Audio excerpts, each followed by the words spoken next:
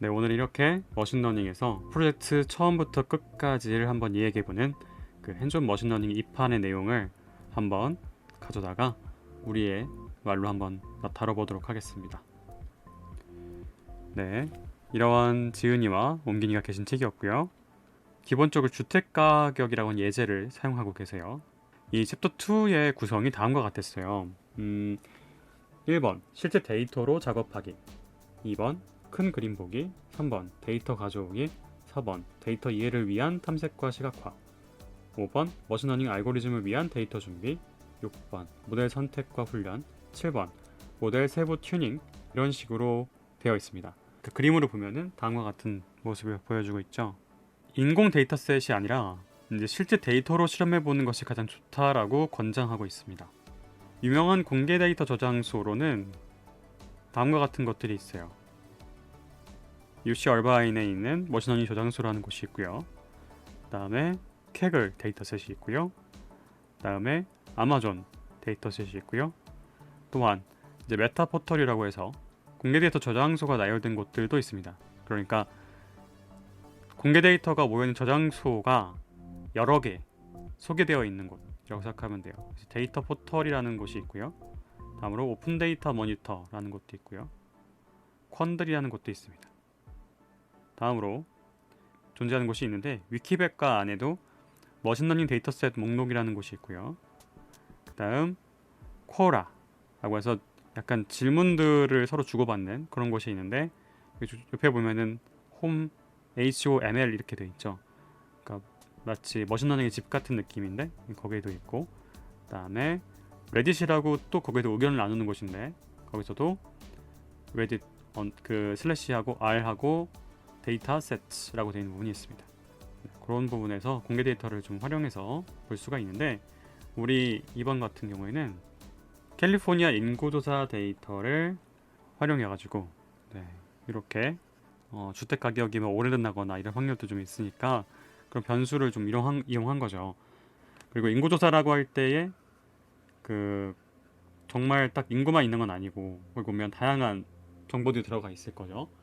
뭐 위도, 뭐 경도 이런 식으로 위치도 있을 거고, 그 다음에 뭐 수입 같은 것도 볼 수 있고 다양한 데이터 정보가 있을 거란 말이죠.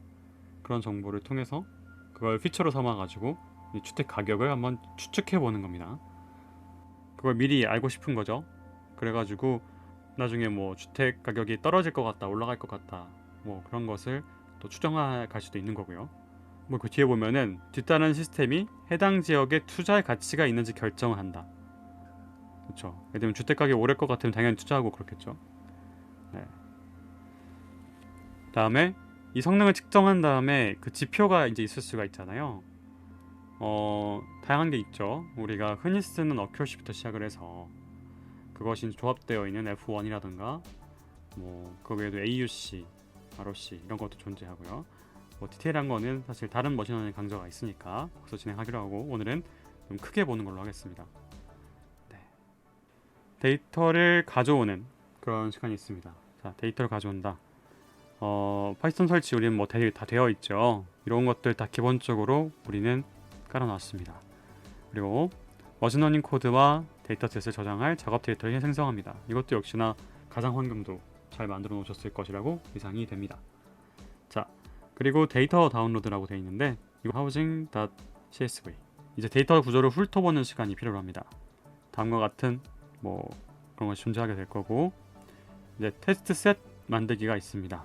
어떤 이 샘플링 방향이 다양하게 존재하게 되는데 진짜 막 고르게 되는 무작위가 있고 또 그 중에 계층을 좀 살펴보는 게 있고, 그런데 그것도 나중에 다룰 수 있으면 다뤄보도록 하겠습니다. 자, 테스트 세트를 제외한 훈련 세트 탐색, 이게 무슨 말씀인지 알죠? 그러니까 맨 마지막에 결과를 내기 위한, 정말 일반화가 되었는지를 확인하기 위한 완벽히 테스트할 셋은 제거하고 이제 훈련 셋으로 탐색을 하게 됩니다. 여기서 보면은 뭐 지리적 정보 같은 걸 시각화하기도 하고, 그게 뭐 위도 경도라고 돼 있죠. 이렇게 돼 있을 텐데, 이게 지금 여기 보이는 X축, Y축은 사실 위도 경도가 아니에요. 여기 보이는 거 보면 X축은 중간 소득, 그리고 Y축은 중간주택 가격 이렇게 되어 있어요. 그래서 중간소득이라는 피처가 요 특징이 주등의 중간주택 가격에 어떻게 영향을 미치는가를 보여주는 거죠. 아주 약간의 이런 코릴레이션이 좀 보인다라는 것을 우리는 알 수가 있습니다. 그래서 그런 걸 보고 뭐라고 하냐? 상관관계 조사라고 하는 거죠. 어떤 함수를 우리가 만들 수 있죠. 어떤 함수냐? 전처리 과정, 그리고 데이터 큐레이션 과정. 그러니까 데이터를 정제하고 해서 이제 뒤에 어떻게 사용할 것인지에 대한 그 약속이 되면은 데이터를 만드는 자체를 함수로 만들 수 있습니다. 그래서 어떤 데이터셋이 있을 때 그 데이터 변환을 계속 여러 번 해야 될 수도 있잖아요. 근데 그거를 손쉽게 반복하는 것이 가능하고요. 그 다음에 라이브러리로 애초에 해버려가지고 그냥 가져다가 쓸 수 있게 만드는 것도 하나의 방법이 될 것입니다. 다음에 실제 데이터에서 알고리즘에 새 데이터를 주입하기 전에 변환시킬 때도 사용이 가능합니다. 지금 이제 이것도 테스트셋이라고 볼 수 있으니까 실제 시스템에서는 또 그걸 활용해서 쓸 수 있다는 얘기인 거고요. 또 이렇게 함수화를 해본다고 했을 때 파라미터를 계속 바꿔가면은 데이터 변환을 좀 쉽게 해볼 수 있는 거죠. 어떤 조합이 생길 수도 있고 그 특성 조합들을 통해서 최적화가 될 수 있으니까요. 자, 그리고 데이터 정제 작업이라는 게 좀 필요할 때가 있죠. 누락된 특성, 네, 그런 것들이 있을 수가 있어요. 값이 없는 경우 같은 게 있는데 해당 구역을 제거하는 것도 있고 전체 특성을 삭제하는 것도 있고 대신에 어떤 값으로 채우기 등이 있습니다. 네, 이렇게 제로값이라던가 아니면 평균값, 네, 이거 1이 있고 3이라는 게 있을 때 그냥 2 넣고 이렇게 하는 거, 이거 중간값이라고 하는 건 뭐 다 아시니까 넘어가도록 하겠습니다. 그리고 변환기, 그 다음에 스케일링이 보통 들어가게 되죠. 머신러닝이 들어가기 전에 요 노멀라이제이션 같은 게 들어가지 않으면은 막 이상치가 나올 수가 있으니까 그 일정 범위 안에 들어가도록 다 스케일링 하는 것도 필요하고요. 이게 1년의 어떤 과정 1, 2, 3이 있을 때 이거를 슉 이렇게 묶어가지고 이렇게 파이프처럼 만드는 거, 이게 파이프라인 존재하죠. 훈련셋에서 훈련을 하고 이제 평가를 하게 됩니다. 우리가 많이 경험했던 선형 회기, 결정 트리 그런 건 당연히 이제 활용 가능하게 되고, 그 다음에 K-fold validation 이런 말 많이 하죠. 그래서 한국말로 말했을 때는 K-겹 교차 이렇게 표현하는데, 네, K는 이제 놔두고 하는 것 같아요. 왜냐면 K라는 게 우리 이제 사용하는 파라미터 이름이니까 그거 놔두고 뒤에 K-fold를 겹이라고 바꾸고, 네, 이렇게 교차 시스템, 교차 검증이라는 걸 묶어서 크로스 밸리데이션 이렇게 한글 번역해서 사용하고 있습니다. 자, 그리고 이제 그러니까 job lib 이런 식으로 해가지고 실험한 모델을 저장해 놓는 거죠. 그래서 마치 라이브러리처럼 저장해 놓고 그걸 필요할 때 모델을 복원해서 이제 활용하게 되죠. 그때는 뭐 교차 검증 점수 같은 거라던가 실제 예측값 파라미터, 하이퍼 파라미터, 그리고 하이퍼 파라미터의 영향을 받은 모델 파라미터 등등을 모두 저장할 수가 있게 되고, 그리고 나중에 이제 여러 가지 모델들이 만들어졌을 때 서로를 비교해 가면서 갈 수가 있다는 장점이 있습니다. 이렇게 모델을 만들 때 세부 튜닝이 이제 들어가죠. 그래서 세부 튜닝을 할 때에는 어떤 파라미터를 어떻게 바꿔서 결과가 어떻게 되었는가를 이제 매번 바꿔가면서 조금씩 이동해 가면서 확인하게 돼요. 그래서 예를 들면 파라미터가 뭐 이렇게 있었다고 했을 때, P라는 게 있었다고 했을 때 이렇게 조금 바꿔보고, P2라는 게 있다고 했을 때 이것도 좀 바꿔보고, 이렇게 해서 계속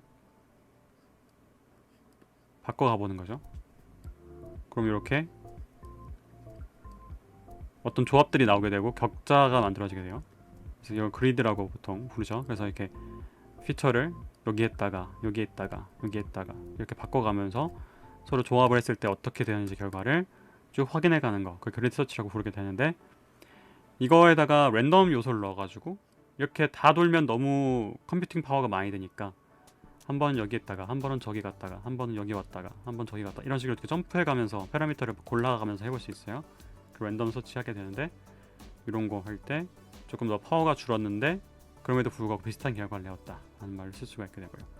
이제 앙상블 방법 같은 경우에는 위크 러너, 이제 약간 정확도 높지 않지만 가벼운 러너들이 존재하게 되는데, 그런 트리 같은 거를 이렇게 모아가지고 또 트리 2개를 넣고 몇 개 막 쭉쭉 모아서 그 종합적인 이제 결과를 내는 거, 앵상블이 만들어지는 거죠. 뭐냐면 어떤 특성을 포함시키거나 뭐 불필요한 특성을 제거하거나 이상치를 제거하거나 막 이렇게 중간중간에 계속 변화를 이제 주게 돼요. 좀 더 모델을 잘하기 위해서. 그리고 하이퍼 파라미터도 바꾸게 될 거고요. 그래서 그런 거 바꿔가면서 이제 최상의 모델을 찾으려고 하는 것. 네, 그런 게 이제 세부 튜닝의 목적이 되겠죠. 그런 다음에 이제 완성된 모델에 대해서 이 테스트 세트로 시스템을 평가하게 됩니다. 네. 그런 다음에 이제 론칭 이렇게 말했는데, 네, 런칭 이렇게 많이 부르죠. 런칭 이렇게 부르고 그 다음에 상용 환경에 배포하는 걸 말합니다. 우리가 앞서서 뭐 구름 IDE 뭐 그런 대로 이제 웹 애플리케이션 같은 거 올려보고 실제로 뭐 서비스를 한번 구동시켜 보는 것도 있었잖아요. 네, 그런 식의 어떤 행위를 이제 런칭이라고 부르기도 하고요. 그런 다음에 그것이 뭐 문제가 발생하진 않았는지 계속 일정 간격으로 성능을 체크하고 어떤 성능이 떨어지면 알람 통지하고 이런 식의 어떤 과정이 있으면 모니터링이라고 부릅니다. 그 다음에 또 데이터셋이 바뀔 수도 있죠. 데이터셋이 충분히 많이 모이면서 기존과 다르게 업데이트가 돼야 한다. 그래서 그렇게 업데이트를 할 수도 있고, 만약에 이것이 지도형 학습이다, 슈퍼바이즈드라고 하면은 레이블이 다 필요하잖아요. 그러니까 정답이 필요하잖아요. 그럴 때는 이제 정기적으로 어떤 레이블을 추가하는 과정이 필요한데 그걸 조사원을 이제 사용해서 진행할 수 있고요. 새로운 모델과 이전 모델을 평가하는 스크립트를 하나 더 만듭니다. 그래가지고 같이 훈련시켰는데 어떤 게 더 효율적인지를 이제 비교할 수 있도록 하는 그런 스크립트를 짜놓는 거죠. 자동화돼가지고 그렇게 업데이트가 스스로 돼도 나는 겁니다. 자, 이게 직접 해보라고 하셨는데요. 엔드 투 엔드, 끝에서 끝까지 머신러닝 프로젝트를 클릭하시고 들어가시면은, 사실 저는 이런 것도 되게 탐이 나더라고요. 그러니까 무슨 말이냐, 여러분들께서도 뭔가 나중에 이런 파이썬이나 이런 걸 활용하셔서 마치 엑셀 다루듯이 사무직에 가셔서라도 어떤 그래프를 그려야 되는데, 이게 예쁘게 그릴 수 있으면은 좀 더 칭찬받을 수도 있고 능력으로 평가받을 수 있잖아요. 그래서 이렇게 그림 그리는 것도 이제 배워 가시는 거죠. 이제 가져다 쓸 수 있는 좋은 우리 무기가 되는 겁니다. 그래서 그렇게 어디 있는지 좀 설명드리는 과정이라고 생각하시면 좋을 것 같아요. 자, 처음 셀 같은 경우에는 결국에 약간의 모듈들이 갖고 오게 되고요. 그 다음에 매플러립이 당연히 필요합니다. 그림을 그리기 위해서니까요. 그리고 이제 파이썬 3.5 이상인 건 당연히 우리는 준비가 되어 있다고 보여집니다. 그 다음에 SCI kit run 이것도 되어 있을 거라고 보고요. 그래서 이 아래에 모듈 불러오는 거 해봐 주시고, 혹시 안 깔려 있는 것들이 있다고 하면 깔아 주시면 됩니다. 아까 기억하시나요? 그 머신러닝 처음부터 끝까지라는 의미에서 가장 먼저 하는 게 어떤 목적을 분명히 하는 거고, 그 다음에 데이터를 가져오는 거였잖아요. 그래서 갖고 오는 겁니다. 어떤 정보였냐면 여기 다운로드 루트, 다운로드의 그 그러면 위치하는 곳이라는 의미일 텐데, 그게 다음과 같이 되어 있고요. 가져오고 그 다음에 하우징 패스트라고 해서 요 하우징 데이터셋을 가져오게 되는 겁니다. 그리고 네, 그래서 이렇게 요 TZ에 있는 데이터를 가져와 가지고 풀어서 우리가 활용을 하게 되는 거죠. 이제 패칭을 해서 활용하게 되는 거죠. 바로 아래서 이렇게 패치 하우징 데이터를 해줍니다. 결국엔 데이터가 들어오게 되는 거죠. 그 다음에 아래 보면 또 로딩 하우징 데이터라는 것도 정의를 내려서 요 CSV 패스에 대해서 with CSV를 해옵니다. 자, with CSV, 우리가 엑셀 파일로 많이 쓰이는 그 CSV 파일에 있는 거를 판다스로 불러오게 돼요. 이 로드 하우징으로, 그런 다음에 하우징 그 헤드를 해보면은 요 아래와 같이 나오게 돼요. 다양한 피처들이 존재하죠. 아까 말했던 미도 경도가 있고, 그 다음에 중간 그 그 나이, 그러니까 집의 나이라고 볼 수 있겠죠. 그다음에 뭐 룸의 정보, 그다음에 뭐 베드룸 정보, 그다음에 인구 정보. 사실 이게 다 숫자로 돼 있어갖고 현재 이게 어떻게 환산된 건지는 잘 모르죠. 그래서 중요한 예제 중에 또 뭐가 있을 것 같냐? 호수와의 거리. 캘리포니아라는 게 사실은 이렇게 생겼어요. 우리가 흔히 알고 있는 금문교가 있는 샌프란시스코와 그다음에 이렇게 산호세, 한국 사람이 제일 많다고 많이 알려져 있는 LA, 샌디에고 이렇게 쭉 되어 있고 약간 길쭉하게 왼쪽 위에서 오른쪽 아래로 길쭉한 형태의 집을 가지고 있어요. 그래서 캘리포니아 여기서 주택 가격의 중간값이 얼마인가를 알아본다는 건데 사실 좀 와닿지가 않는다면 그냥 우리가 서울에서 집을 얻어야 되는데 우리 집 가격이 얼마쯤 될까?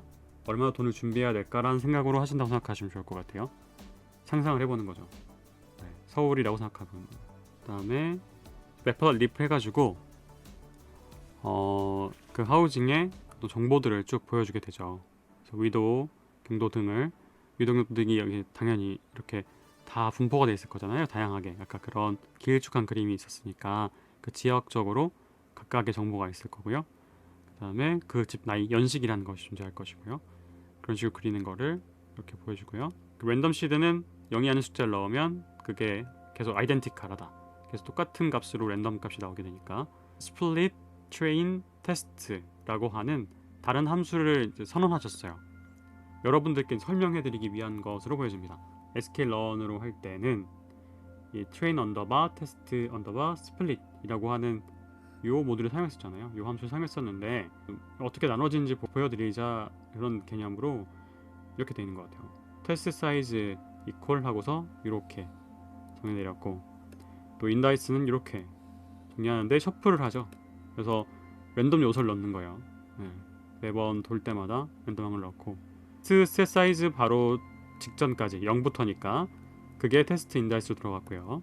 그 다음에 나머지 부분들이 그 테스트 셋 사이즈부터 시작을 해가지고 나머지 부분들이 트레인 인다이스로 들어가 있습니다. 그 입력 아규먼트가 데이터 그리고 테스트 레이시오니까 이렇게 나오면 5분의 1이잖아요. 그래서 5개 분할시켜가지고 진행한다 라는 것입니다.